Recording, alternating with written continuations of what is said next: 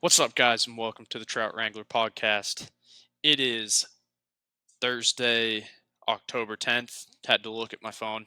It is currently 4:12 in the afternoon, and you guys will be hearing this on Friday at around 7 p.m. So, um, took a week off, to be completely honest with you. I was going to have a guest on last week, and I truly just got way too busy, and then was going to film on Saturday with some of my friends. We were going to go over we had like the experience we had at Operation Airdrop, um, sending stuff up to the mountains.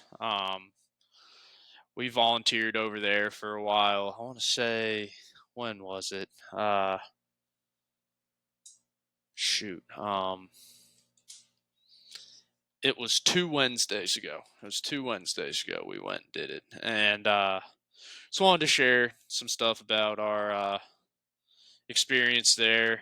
And to be completely honest with you, um, when you get a group of a bunch of fishermen together and you're going into a college football game, as you could imagine, we we all ended up way having way too many beers before the game and didn't really feel comfortable.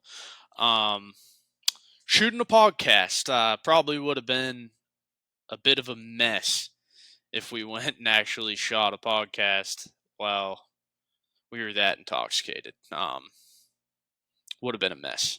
This is already a mess. Probably would have been a lot larger of a mess, I should say.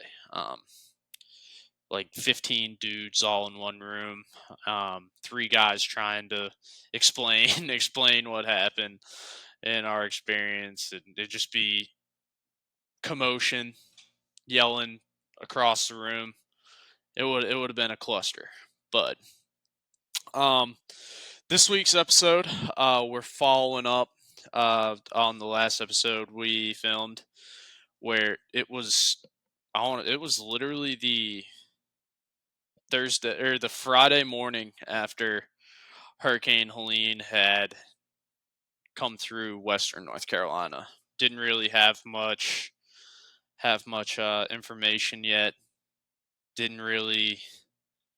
I knew it was bad, but none of like the big uh, Operation Airdrop. None of that was really founded yet, and honestly, it was at a point where it was like those people didn't really have much. They were up there and they were fighting for food, and not fighting, I should say, but they were assessing their damage and really just taking it one day at a time.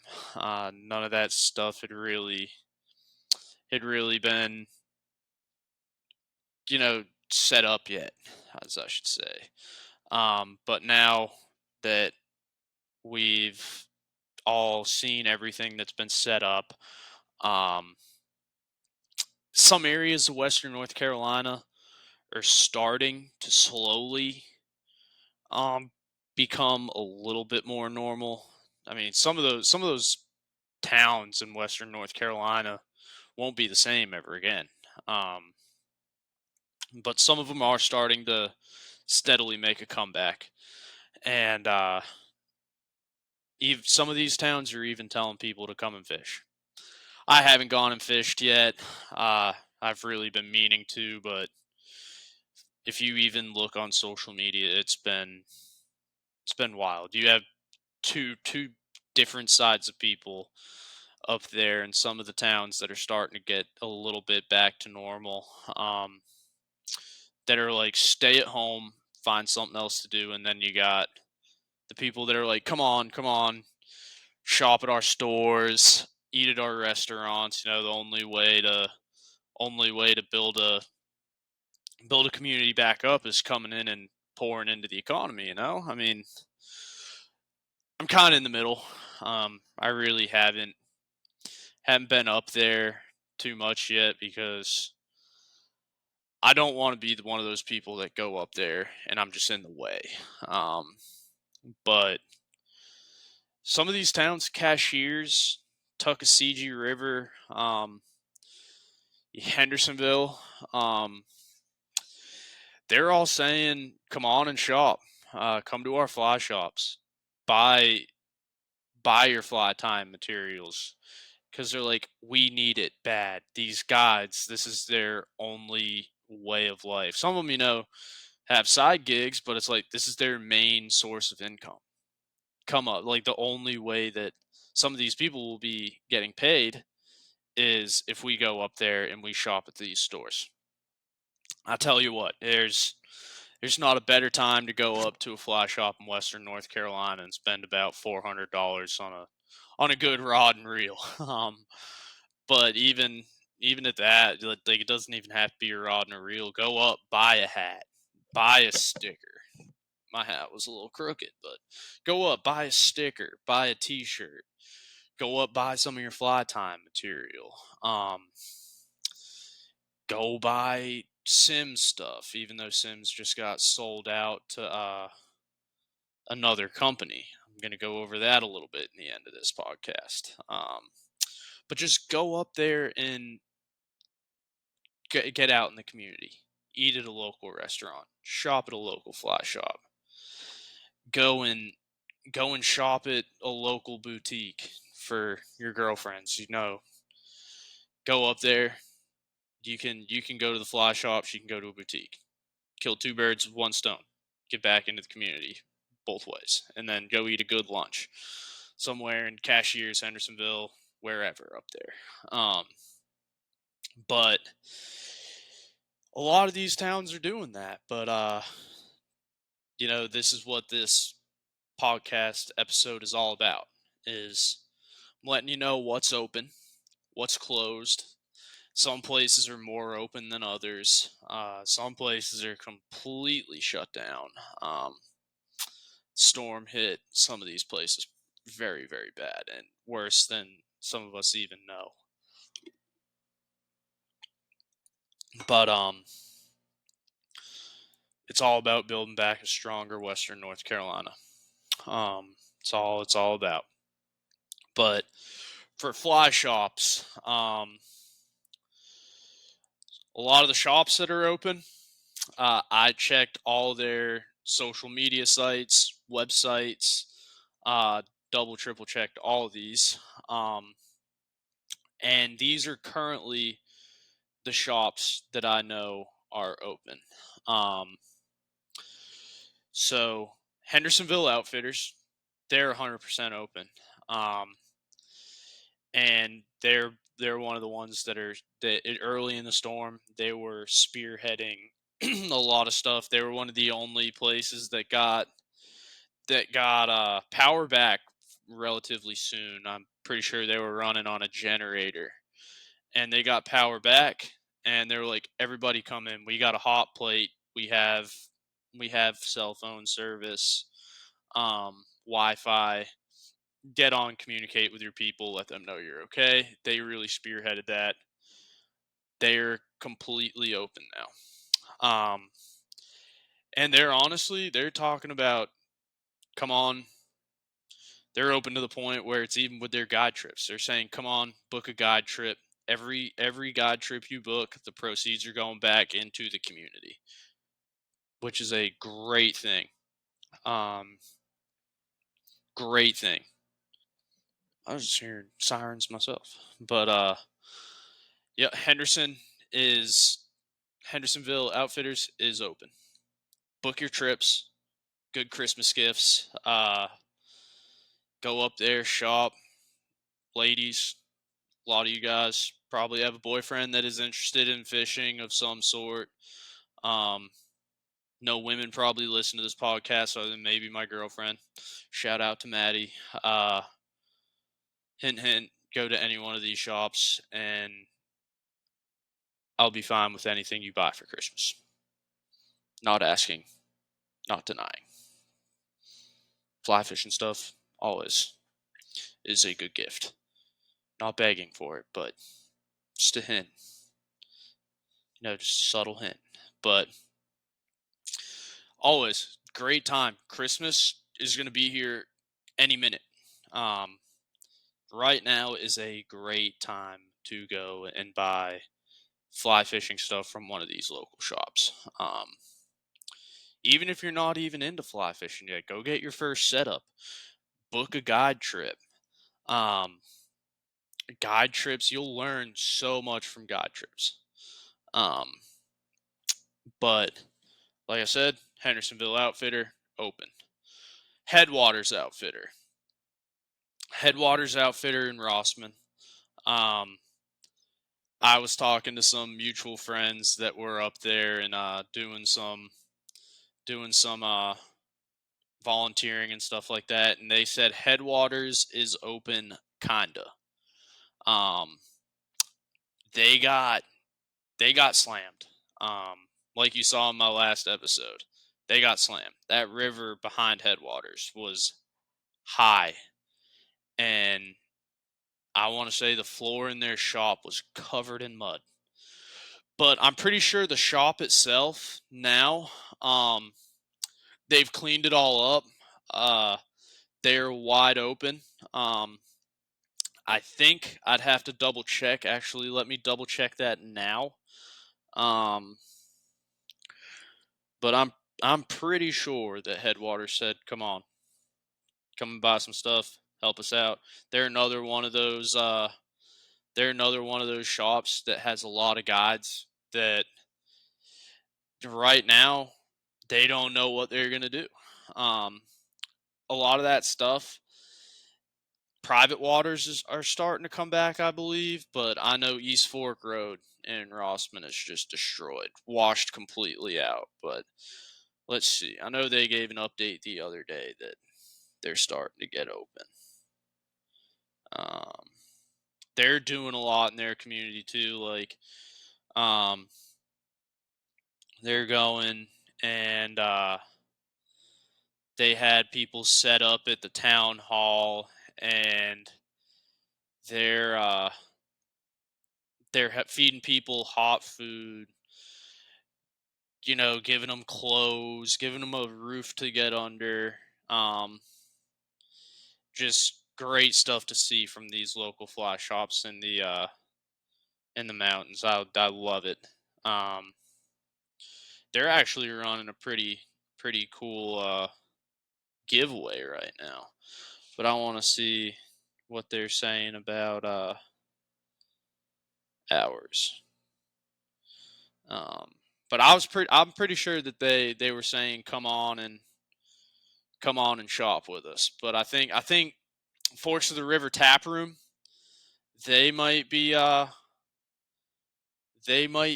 closed for a little bit, because I know Forks of the River was pretty underwater at one point. But go check them out. Headwaters, they're open. And just like I said, spend money. It's putting food on the table for some of their guides. Let's see. Jesse Brown. So that's right here. I just now saw this. I actually shop there a lot. Good for them. It's a super nice dude. I've talked to him in there. Yeah, so this is one day ago. Like, look at this. This is just the type of people you got at Headwaters Outfitters. Hamburger plates, thanks to our friends at the Cindy Platt Boys and Girls Club of Transylvania County over at the town hall. They're letting everybody know when they got good meals over there, and that's just good stuff to see. 2 days ago, hot meals over at the Rossman Town Hall and Supply Closet is open.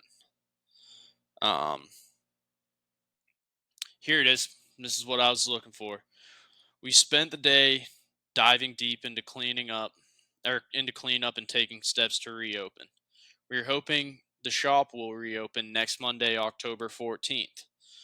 And fingers crossed the tap room quickly follows. We can't thank our community partners enough for helping us get back on our feet so quickly. So I stand corrected. Monday, October 14th. So that is this upcoming Monday. Headwaters Outfitters will fully be open. Forks of the River Tap Room will be quickly after that. That is great to hear. But one, Brookings Anglers, they are fully open, both locations. Highlands and Cashiers, fully open. Another shop that was like, guys, come on, like, our waters aren't as bad as some of the others that really got hit. Come up and fish. Come up and see the leaves. Come up and spend money at the shop. We'd love to see everybody. They sent out a big long email. They're actually doing something pretty cool that I'm going to talk about a little later in this podcast. And there's a couple other shops that are doing this, and it's great. Because when I talk about it,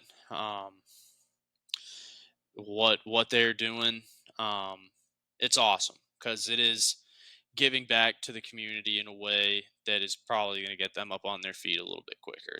The first shop that did do this, I'll talk about later. But Brookings, open both locations, regular hours, and they're wanting you to go up there and fish. And if you haven't been to Cashiers, North Carolina, go up there. It's a beautiful little town. So much character in that town, and it's just a great all-around little place. I lived up there for a summer, and there are days where I'm like, damn, I'd love to live back in Cashiers. So close to so much good fly fishing, and there's some fly fishing literally like 20 minutes down the road, maybe even less. But our next shop is Hunter Banks. They're working on a reduced schedule, and they might have changed that. Let me see. This last time I looked, that they were still working on a reduced schedule. Excuse me. That was pretty bad. Updated hours, 2 days ago. Beginning tomorrow, October 8th, Hunter Banks will open from 10 to 3 p.m. to continue to support you on your adventures while also allowing our team to continue supporting those in need and recovery efforts. In the meantime, for those who have asked how they can continue to support Hunter Banks, we encourage you to shop online at hunterbanks.com. Your continued support will go a long way to help us support our employees and continue our nearly 40 years of service as part of the Western NC fly fishing community. We appreciate your continued support. So that's good to hear. That's out of Asheville. Like they said, go shop online. Get your Christmas shopping done early. Get your boys some cool shit for like Secret Santa. I know my group of fellas, we do like a little Secret Santa thing, and usually we all give each other some cool gifts, but there are times where some people will give like a funny ass like bullshit gift just to fuck with one of our buddies. But you literally go get all your stuff, Hunter Banks online. Secret Santa, birthdays coming up, Thanksgiving. Hell, I don't care if you put a Orvis Helios on your Thanksgiving table as like a centerpiece. And there's no excuse. Everybody needs more fly fishing stuff. I got tons and I still need more. I really need it. My girlfriend would probably say I don't need it, but in my mind, I'm like, yeah, I fucking need that. So, Hunter Banks, reduced hours, do your shopping online, but they're 10 to 3. And if you can make it in there, go in there. Great shop, by the way. The other one, I saw literally the night, like I was saying it in the last episode, King Street got hammered. And I saw a video later after I recorded the podcast not too far from this shop, Due South Outfitters. They're working on normal hours. Go in whenever you want. Same group of dudes. A lot of these kids that are working in there are App State students. They don't have school, I don't think, for like another 2 weeks. So they're gonna be in there working. Great dudes to talk to. Go support them. Because that pays their bills. That college guys, it's up at app that puts beer in their cooler. And that could be repairing some stuff in their apartments and all that good jazz. So go and support those guys. Awesome people. You know, uh, just go and support if you can all of these shops. If you can't, go support at least one. Um, River's Edge in Cherokee. Um, River's Edge in Cherokee was telling people, come out and fish. Cherokee, they're still stocking. Um, I'm pretty sure, like, there was some stuff where they they were talking about how Cherokee's hatchery lost all their fish. I don't know how true that is because every time I look at something from Cherokee, they're like, "Dude, come and fish." Like this this helps our employees out, gives us a good sense of a little bit of normalcy after the storm, um, which is great. Um, I'm gonna go up there when I feel like it's okay to go up to some of these places. Um, but let's see. River's Edge is open. Um, and they're saying, "Come on, let's fish." They just want to build back better. They say they need our business. Mark my words in there. And they said the waters in Cherokee are looking juicy. I like that. That sounds like a good boys trip. Go catch some trout out there in Cherokee, and you know go lose a couple bucks in the damn casino. Uh Sounds like a pretty good trip to me. I just wish I'm on in the green when I leave Cherokee every time I go. But like I said, River's Edge, go shop with them. Normal hours.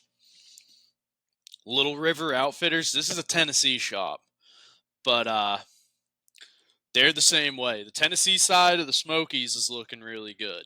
Um, Now, some people, I'll be honest, traveling there might be tough.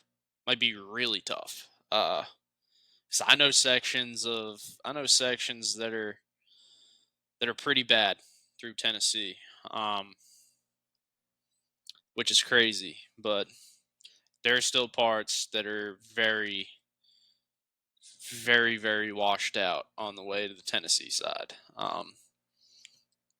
But if you can get to Cherokee, I'm pretty sure you can get to. Um, Pretty sure you can get to Townsend. But it really all depends on what way you want to go and how long you want it to take you.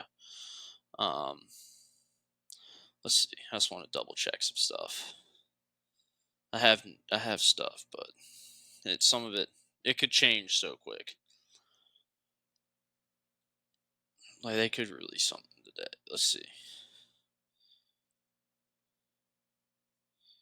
All right.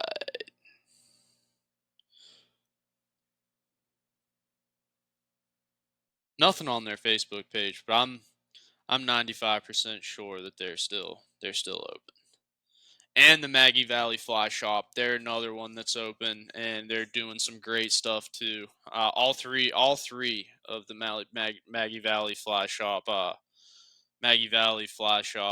locations are open. Um, just want to double check if they're running on a different schedule or anything, but I don't think they are, because they were another one that was saying come on and fish. Um, Maggie Valley Fly Shop. 45 minutes ago. Maggie Valley Arts and Crafts. TLDR. Shop local. Support businesses you want to see when you venture back into the mountains. Some of my favorite. List of needs.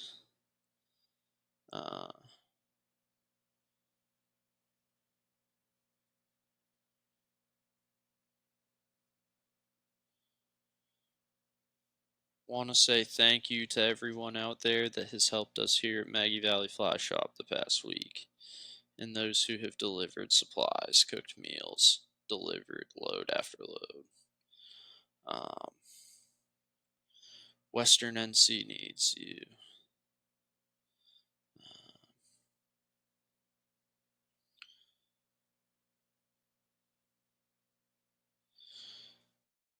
Yeah, Maggie Valley Fly Shop. They're booking their private waters, which weren't affected by the storm. So go book a fly trip with them, or a guide trip with them. Stumbled over my words there, but go book a guide trip with some of these people, man. I mean, it's no better time. Everything is going back to somebody that really needs it. Let's see.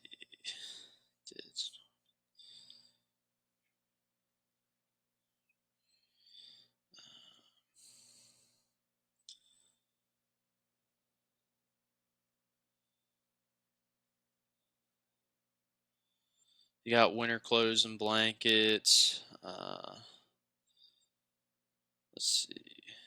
Yep. So 3 days ago, Maggie Valley Fly Shop opened back up. The town is essentially open for business. So go there, support Maggie Valley Fly Shop. I can't stress that enough. Go support these small businesses. Supply as many people that won't change. I think all three locations. All three locations are open. All three locations of the Maggie Valley Fly Shop are open. But those are all the shops I have heard that have been opened. Sad. I was talking to some people. Some people haven't even heard from people that own shops in Canton and stuff like that, and that was probably one of the hardest hit areas that I heard. Forgot to talk about Davidson River Outfitters. I'm pretty sure Davidson River Outfitters may be closed as well. This Avery Creek Road is bad. I've heard some stuff about Avery Creek Road.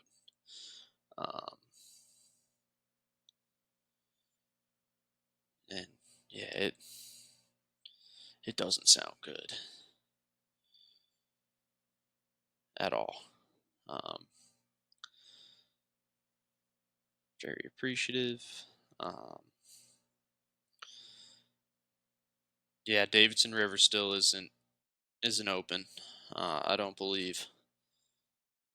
Yeah, closed until further notice. That was September 30th, and they haven't posted anything yet. So, if anyone knows if not Headwaters, if Davidson River Outfitters is open, please let me know so I can update this. But they haven't said anything about opening, which I don't blame them at all. Avery Creek Road is in such a bad way, and there are a lot of people that live up Avery Creek Road, right there when you get into the Pisgah National Forest. A lot of people live up there. Little dirt road that goes up right next to the stables. A lot of people live up there, and Avery Creek was hit pretty bad.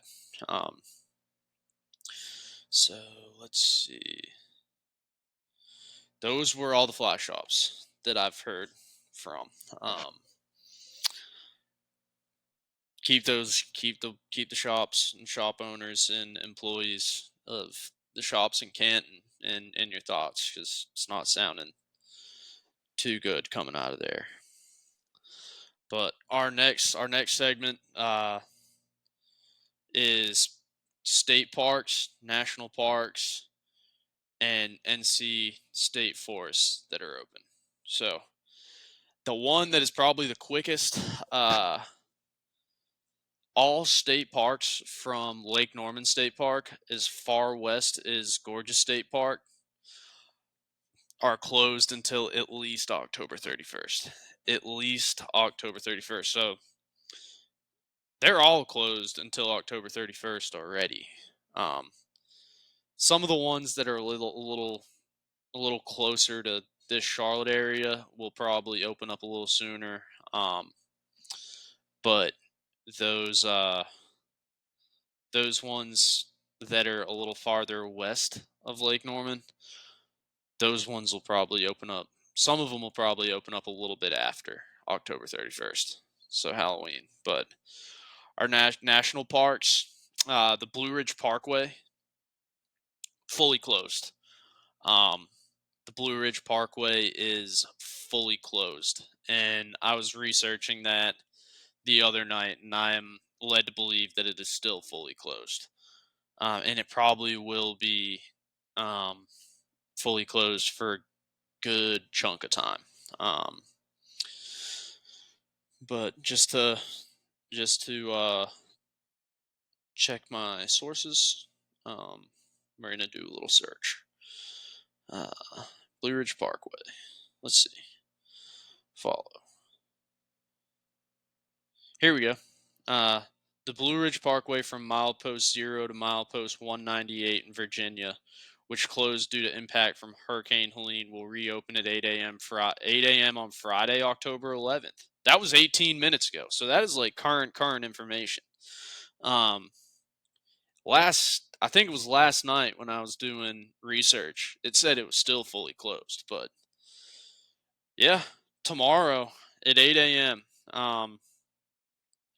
Blue Ridge Parkway will open back up. That is huge news. Huge news. Um, Damn, that's awesome. I love to hear that. And it says this includes the 198 miles of scenic byway from Shenandoah National Park south to Virginia Route 685, Skyview Drive, Turkey Ridge Road, near Fancy Gap. Trying to see what is closed. Yeah, 200 miles of the Blue Ridge Parkway will reopen. The entire length of the Blue Ridge Parkway in North Carolina remains closed. That might be tough. Oh, yeah. So they're only opening up the stretch in Virginia. So, but that's still good. The entire length of the Blue Ridge Parkway in North Carolina remains closed as crews continue emergency stabilization and damage assessments following Hurricane Helene. So, in North Carolina, it is still closed. Blue Ridge Parkway in North Carolina is fully closed still. So, I just take back all that excitement. But yeah, the Blue Ridge Parkway in North Carolina is closed. It's horrible. Yeah, so they're only open in Virginia. Dang it, man. I got excited there. I thought we just made huge advancements in getting Western North Carolina reopened. Yeah, but in North Carolina, Blue Ridge Parkway, it's probably going to be a while.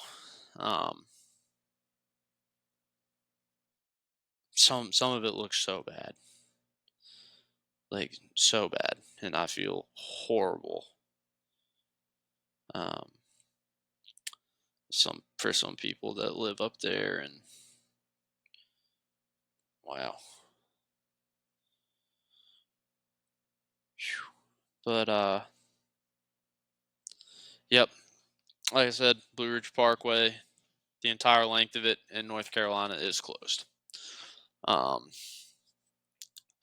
But in better news, the Great Smoky Mountain National Park is only is only partially closed. There's like 3 or 4 sections that are still closed, but mostly everything else is open, um, which is very good. Uh, I'm happy about that. Um, might have to make a trip up there soon. But North Carolina State Forests, so that's Pisgah, Nantahala, DuPont State Forest, um, all that good jazz. So the Nantahala National Forest is open. The Pisgah National Forest is closed. DuPont State Forest is closed, and Turnbull Creek. Um, but there are parts of Jackson County that are essentially open. Some of those cities actually are actually like really really accepting to people, and they, like I said about some of these shops, they want you there spending your money and hyping up that community. And I couldn't agree more with what they want you to do. And I will probably end up going Saturday and going to some of these fly shops and buying some much needed stuff, and just helping some of these communities and some of these shops and their employees get back on their feet. Um, it it is amazing all of the stuff I have seen on social media and and the news and stuff like that. It just shows you how much this fly fishing community in Western North Carolina cares for each other, and the lengths that they go to make sure that they are okay, and just lifting up their neighbors. I mean, it's been amazing to see. Um, it's really one of those times. It's sad, but it's one of those times. Um, Something bad like this has to happen, and everybody reunites. I mean, and lifts each other up. Most of the time, I mean, the fly fishing community really lifts each other up, but like outside of the fly fishing community, like every time something like this happens, it takes a natural disaster to really reunite this country and to help one another. Um, just one of those things that doesn't really sit right with me, but I am very happy that it is happening, where you got neighbors helping neighbors, um, and just everybody joining together to lift this entire community up. And it's one of those moments you look on it and you're like, you know what? I'm pretty damn proud to be from the state of North Carolina. Um, so there were some of the hatcheries. A lot of the hatcheries were hit pretty hard. I'm talking pretty hard is an understatement. I've heard one hatchery that is like 100% good still has fish to stock.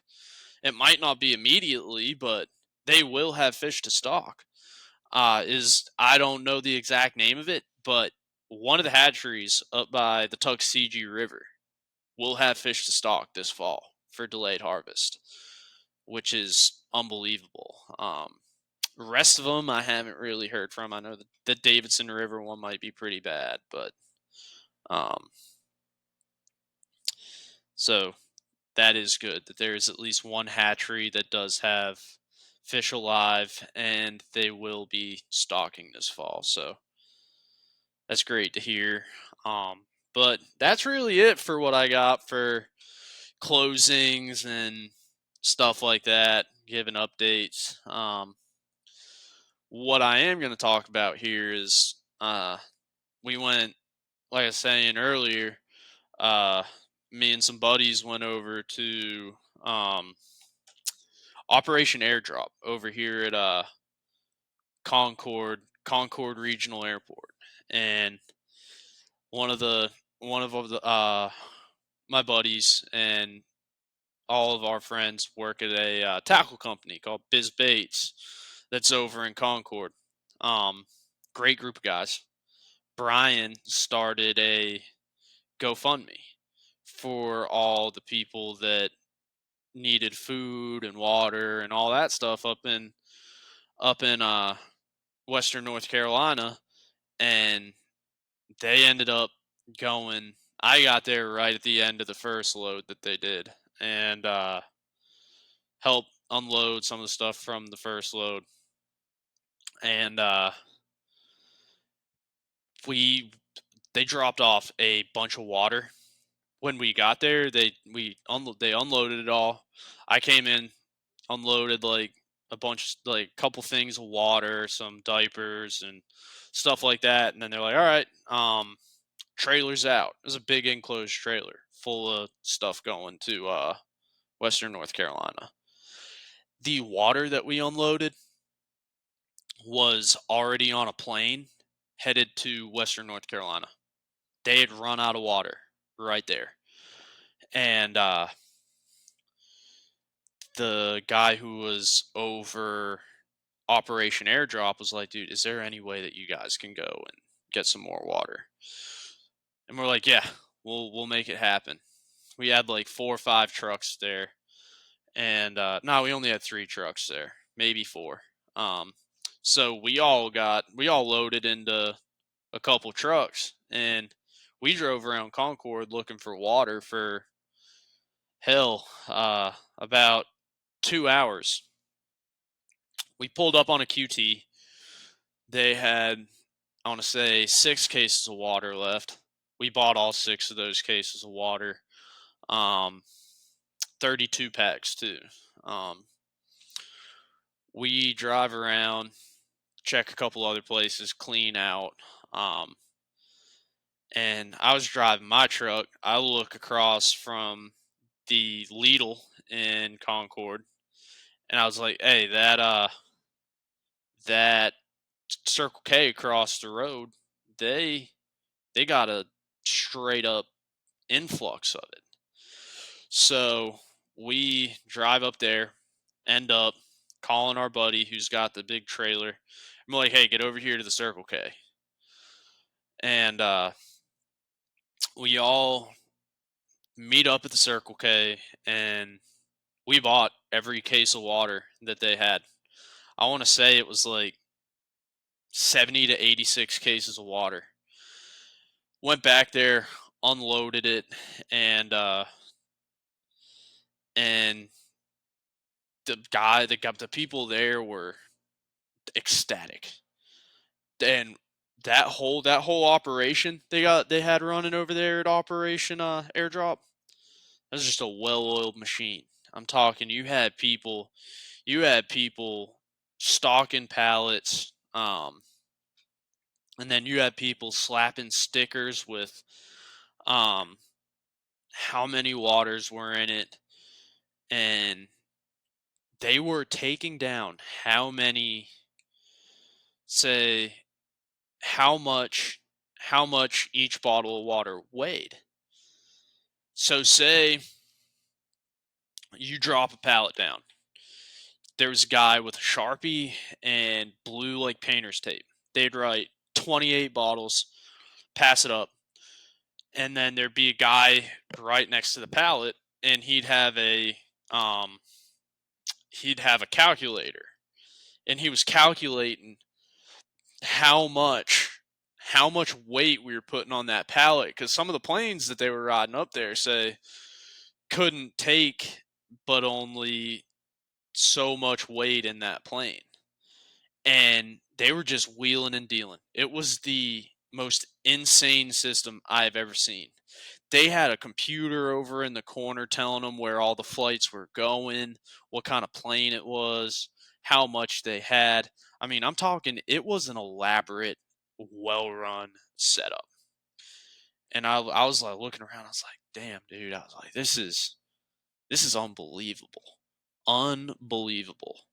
Um, and it was one of those things, it was eye-opening. I mean, eye-opening. Like, I knew it was bad up there, but one of the guys that runs Operation Airdrop was saying they'll drop a load of waters down there and people will cry because they they some people didn't even have clean water. Some people didn't even have running water. And it's like you hear something like that and you're like, never take what you got for granted. And like no matter how bad stuff gets, it can always get a lot worse. Don't ever take your life for granted. Um, but it just a lot of perspective. Some of the stories I heard, some of the stuff I've heard, just a lot of perspective.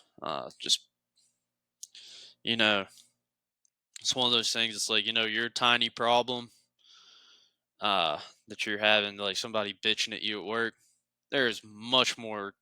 There are so many more worse things going on in this country right now that people people up in Canton don't have water. There are people in Canton that haven't heard from haven't heard from family in 3 weeks.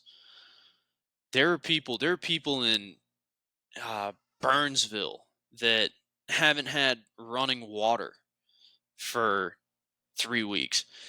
Cold front came through. There are people in other parts of the western North Carolina that the first cold front came through the other night. They didn't have any winter clothes.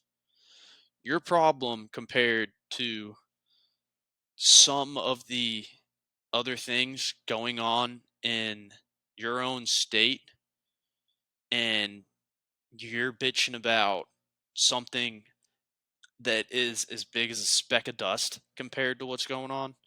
I've seen a bunch of shit on Facebook recently. People just losing their minds about such and such. All this stuff is completely cleaned off the shelves at Walmart. I need that. You know what? There's somebody up in Western North Carolina that needs it a whole lot more than you do. Whole lot more. And that's just kind of stuff that was firing me up last week.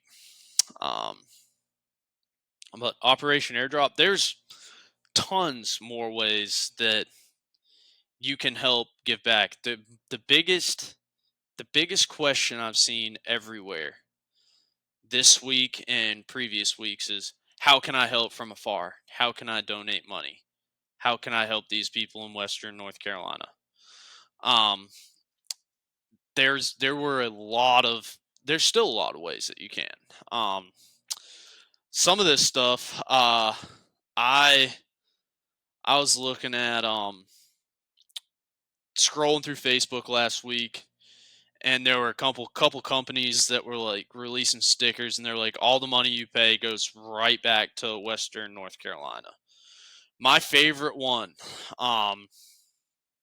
right here is let's see, right here. Come on, screen share. Right here. Oh, Meta AI messaged me. I don't want to. Hold on. All right, I'll show you what it is here in a second. It's pretty sweet. I hate this new Meta AI thing on Facebook. Can't stand it. But check this out. This is probably one of my favorite stickers I saw. Um, all all of the things that came out. I have two. I could have bought every single one that they released. But check out this sticker. I mean, just everything that it's just awesome, and the story behind it is great too. Why they're selling these flies is awesome. I mean, you can read some of it right here. I don't know. It says, this one is personal. Hurricane Helene hit hard, and our parents lost almost everything in the flood. This is Dad's on the Fly. So they did these stickers to, and the proceeds will go to Dad's on the Fly's parents. So they said, and our parents lost almost everything in the flood. the guide service we've begun to work with, Mount Yonder Fly Fishing, created this special way for our dads on the fly community to help rebuild what was lost. 100% of the proceeds are going directly to our parents as they navigate this challenging time. The fly fishing community has always been there for each other, and we can't thank you enough for your support. Every donation, no matter the size, makes a difference. So that's the story behind these. I bought 2 of them, and I just loved them that much. Like, really stands for like everything that is so great about Western North Carolina. You got the big trout, you got the state, the bears. It's always pretty cool to see a bear up there, but and then the big buck. I thought that was pretty sweet, but just an all around great sticker.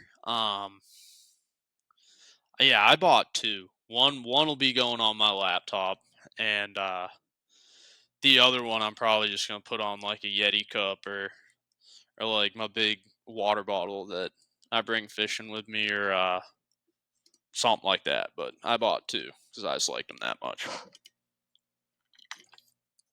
But other ways, another sticker that was released was 239 Flies. They were doing one too as well, and I saw it and I thought that one was pretty sweet as well. And I did a donation. I bought it. All the proceeds are going to Western North Carolina from the proceeds of this sticker. So check this thing out. I thought this one was pretty sweet too. See, it's 828. It's like a nice Rys. Oh, that was a little too close to that, but 828. And then it says "and Rys," and then it's trout rising on a fly, and it's the back half of North Carolina. I thought that was pretty sweet. I'm pretty sure I bought one of those, and that's gonna go on my big my big water bottle that I bring fishing, and I bring it to work as well. So just a couple cool stickers. I bought some, um, and I thought both of those stickers were pretty sweet. I looked at them, I was like, oh man, I was like, I can't pass up. I can't buy one and pass up on the other, and um, I ended up buying both of them. I was like, yeah, they're going somewhere. I know I'll probably put 2 on this laptop, but another big thing. This is pretty cool. This is what I was talking about earlier in this episode. So, um, a lot of these shops, I know it's Brookings, Alpharetta Anglers, um, Maggie Valley Fly Shop, and I think Cohutta Outfitters are having a used wader drive and boots. These workers that are down there in these creeks that have all this hazardous material, runoff from farms. God only knows what's in some of these creeks. They need to be protected from that stuff. So all of these shops are having used boot and wader drives, and you just bring old boots and waders you have hanging around to the shops, and they'll take them in, and they'll all be reused by the workers that are helping build these communities back up. I thought that was really cool, and I wouldn't be surprised if you see more shops starting to do this. Another big thing that are helping out a lot of these shops is I don't know if you've ever heard of them. Southern Culture on the Fly. They have been such a staple in this whole I don't even know what to call it. They have been such a staple in this whole process. That's what I meant to say. They've been a huge staple. They started a Western North Carolina fly shop GoFundMe. They brought a whole bunch of stuff up to give out in these communities. I think Alan lives in Brevard, so hit pretty close to home for him, and he was out there giving back to his own community. Well, he probably had some damage on his stuff as well, but he's out there giving back to his community, and Southern Culture on the Fly has been doing that all week as much as they can, and I give a huge hats off to those guys. And if you guys don't follow them, I'll link their pages in the description, and go and give them a follow. Funny dudes, and they're just all around great people. So if you feel inclined, I gave some money to the Fly Shop GoFundMe, and it goes right to the guides and the owners of these shops that need a lot of help right now. So go and help some of these guys out. Great way to have it go. Like you could give all this stuff to the to the um to the people of, I should say, the God, that almost came out so bad. You give all this money to, say, like FEMA, American Red Cross, which we're all doing stuff for them, and volunteering for Operation Airdrop. That's all going up there and being distributed by some of these organizations. But if you want to make a direct impact on something you're passionate about or the fly fishing industry, that is a great way to do it. The Southern Culture on the Fly GoFundMe is awesome. You can also, if you want to just get supplies sent up there, donate supplies or money to the Cajun Navy. I think the Venmo that the Cajun Navy is using is Cajun Navy 16. There's a lot of Cajun Navy Venmos out there. Some of them are scams. I've heard of people that are getting scammed by some of these people. The original Cajun Navy is Cajun Navy 16. That is the OG Cajun Navy account. So go and help them out too. They're doing a lot of the big groundwork up there. Doing some honestly very, very sketchy missions and mission seeing stuff that I don't think even like a lot of us wouldn't want to see. They're seeing that stuff on a daily basis, and they need love too. The Cajun Navy. They're always at the forefront of these big hurricanes of giving back. So shout out to the Cajun Navy. And the last thing, I've hammered it over and over again in this entire podcast. The biggest way that you can give back to these communities: go up there, spend a couple days, go to the local hotels, stay a night at the local hotels, eat at their local restaurants, go to their local fly shops, shop online, and like I said, a lot of these shops in parts of Jackson and Transylvania County have said, "Come and fish, come and fish. We're not going to be upset if you come and fish." Some people might. I'm probably going to go when the time's right. But if there are counties and towns that are and shops that are saying, "Come on and fish, come on and fish," go and fish, because they need the funding, and their guides need the funding as well, because some of these people, this is their entire livelihood. It's their full-time job. But another cool thing that I actually, my girlfriend, it wasn't me, my girlfriend got us tickets to today. Another huge thing is probably going to end up giving back ton of money directly to Asheville and Buncombe County is right here. I will be there if any of you guys are. Let me know. I cannot wait for this show. Um, we still got more people coming out on this lineup that they constructed here, and it's unbelievable how fast that they have put together this entire thing. Put it all together, and it's gonna be an unreal show. Look at this. You got Luke Combs, Eric Church, Billy Strings, James Taylor, Cheryl Crow, Keith Urban, Bailey Zimmerman, and more. So we don't know even who else they're gonna release as potential more people that are gonna be on that lineup. That lineup right there, stacked.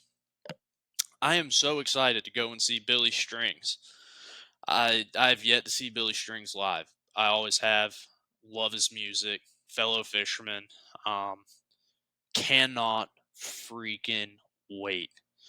Um, I think that's going to generate a whole bunch of funding and revenue for, say, Buncombe County to maybe repair some stuff, build back some stuff. So just some great stuff going on to give back to these communities.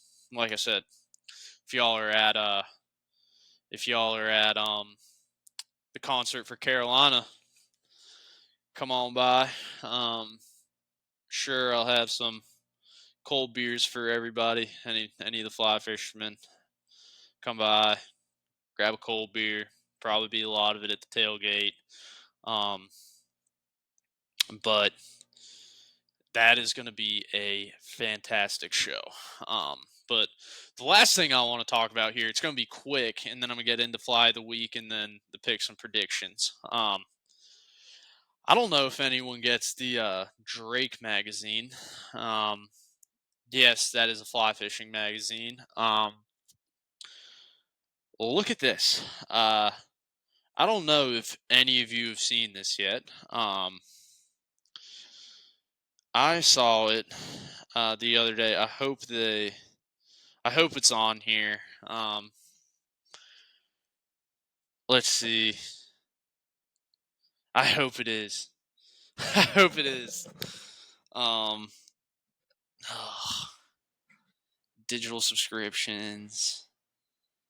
Drake cast. Damn it, it's not on here. I might be able to find it on Instagram.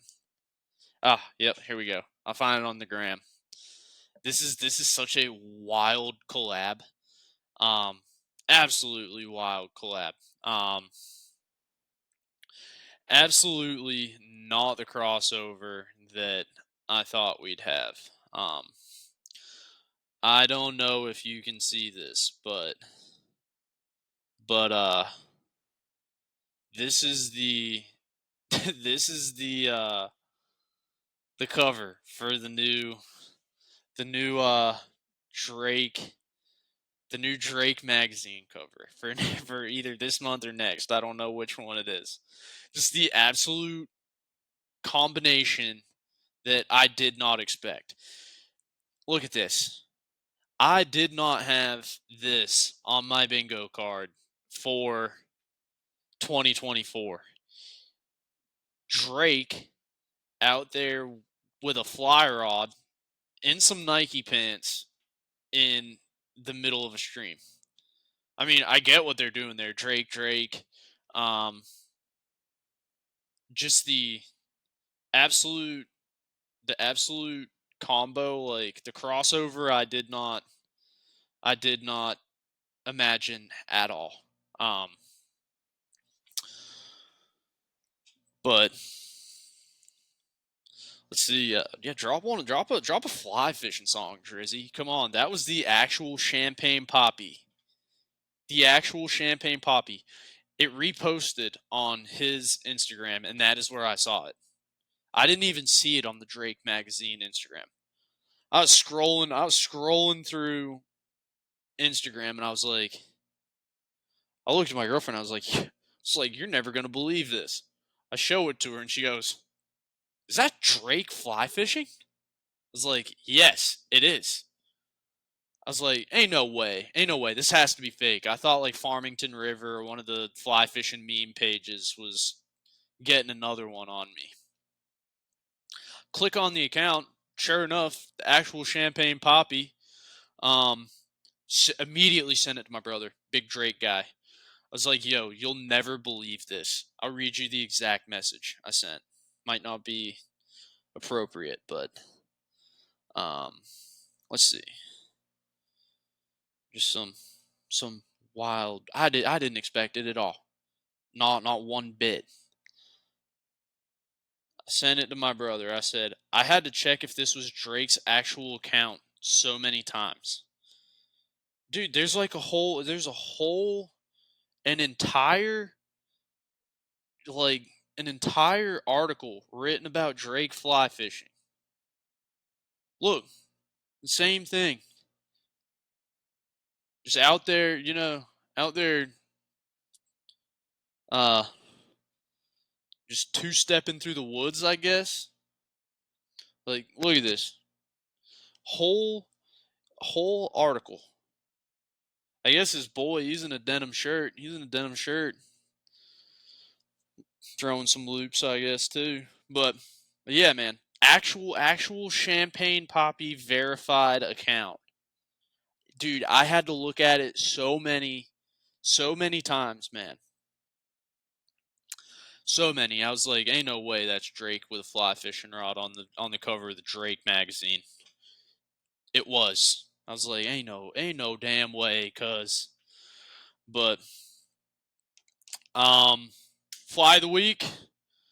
We got the Slump Buster.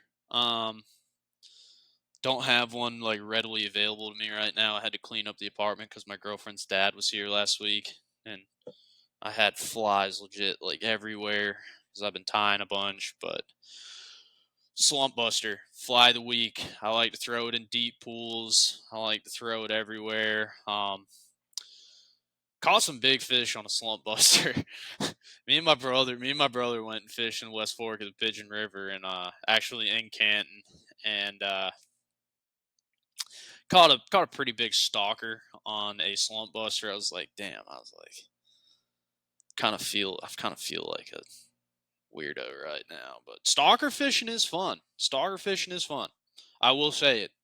I do love native fishing, and I will prefer native fishing over stalker fishing 9 times out of 10. But when I was bringing my brother fishing, never touched a fly rod before, we went stalker fishing, and we had a freaking blast. But Slump Buster, get at me if you need some. A lot of people probably tie a better Slump Buster than me. So I might not be the guy you want to get your Slump Busters from. Because to be honest, mine suck. I've tied maybe 3 good Slump Busters in my entire life. But something I'm half decent at. Let's get to the Rys Flies college football picks and predictions. Got some quick ones this week. A lot of shit went down in college football last week. We got Wake Clemson this week. Wake, I mean, coming off of a large win last week. Did not see that coming, but I did have Wake Forest +1 in a parlay last week, so didn't see it coming, but I had enough faith in Wake that I was like, you know what, I might throw them in the parlay. Need to see who they played. Forget, I think it might have been Duke. No, it was Wake NC State. Damn, yeah, I forgot it was NC State. It was NC State. Overrated as piss. Yeah, but I had Wake Forest +4. I was like, you know what? I was like, Wake wins this game. The odds are pretty good on it. I'm picking fucking Wake. I don't care. Had them +4. They won outright by 4. So that pick did hit. Actually, the bum-ass East Carolina Pirates, my alma mater, busted that parlay, and it was a 7-leg by 3 points. Yeah, I want Mike Houston fucking fired. But Wake Clemson, hell of a win against NC State last week, but I don't think they got it this week. Clemson is kind of a different beast in the ACC, so I am picking Clemson. Alabama, South Carolina, another team that got absolutely not dragged, but they lost last week to a team they shouldn't have. But this one, as much as I hate to take them, I love that dude. I love that dude from South Carolina pretending to shoot Jackson Dart on the ground. I do that brand of football these days. The gun celebrations. I live for it. I wish they wouldn't throw penalty flags on that stuff. I live for it. But I got Alabama in this one, dude. I mean, I don't think they're gonna have to double Ryan Williams that entire game. Ryan Williams is just a dog. I mean, a dog. They will literally have to double him the entire game, in my opinion, dude. He's the best wide receiver in football right now. And then we got Texas, Oklahoma, Red River rivalry game. I don't think anybody's getting through Texas. Sadly, even the Georgia Bulldogs. I don't think Georgia is getting through Texas. So I'm taking Texas in that one. Texas is probably the best team in college football this year. They look the best out of any team in college football this year, especially in the SEC. Tennessee lost last weekend too. Out of the blue. Out of the fucking blue. But I got Texas. I think Texas has a shot that they're the team that I'd look at and be like, you know what, they're probably going to go undefeated. And it's looking plausible. Like, that could happen. Got a little winded there. Got a little into that analysis there. But at the same time, yeah, Tennessee lost last weekend, but Tennessee does look good too. UGA, Mississippi State. I got UGA. I mean, UGA's had some questionable games this year, but I think they can handle Mississippi State. I mean, the one team that they have lost to is a very tough Alabama team. And, I mean, that Georgia-Alabama game will go down in history as the Ryan Williams game. That dude is such a dog. But now we also have LSU Ole Miss. This one, dude, this is gonna be one of those just SEC bloodbaths. Two hungry teams. It's gonna be a good smash mouth football game. I'm not a huge Brian Kelly guy, and honestly, this team isn't great this year. But LSU is looking very, very underwhelming this year, I should say. Kyron Lacey, I will say, is very good, but I got Ole Miss. I mean, Ole Miss is good. I do like Lane Kiffin. Jackson Dart can sling that thing too, but and Mac Prescorn. That's the dog. Victory bumps.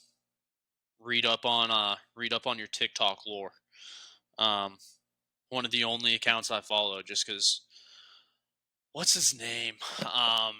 Is it Caden Prescorn? Let's see. I think it was. He's a Memphis transfer.